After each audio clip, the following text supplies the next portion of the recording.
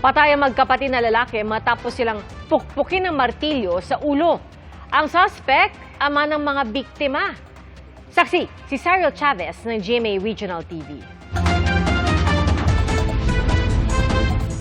Duguan at wala ng buhay nang matagpuan ang magkapatid na lalaki sa Barangay 17, Hingoog City, Misamis Oriental kahapon ng tanghali.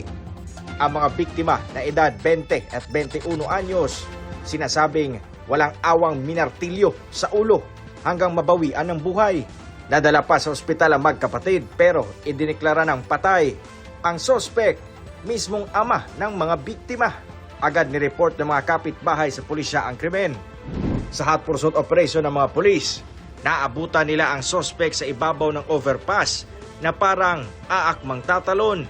Ngunit napigilan siya ng mga rumusponding pulis. Kining duha ka buok niya ka mga anak nangatulog sa salog. Ang ana sa sulod sa ilang panimalay og didto iya kining gibunalan sa martilyo sa ulo nga bahin.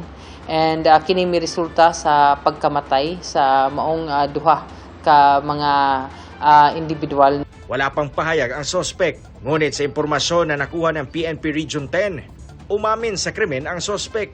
Sabi ng kapatid ng sospek sa panayam ng GMA Regional TV, matagal na panahon nang sinasaktan ng sospek ang kanyang mga anak at asawa.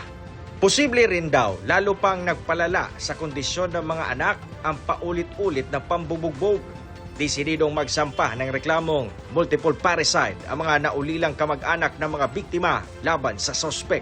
Para sa GMA Integrated News, Cyril Chavez ng GMA Regional TV, ang inyong saksi.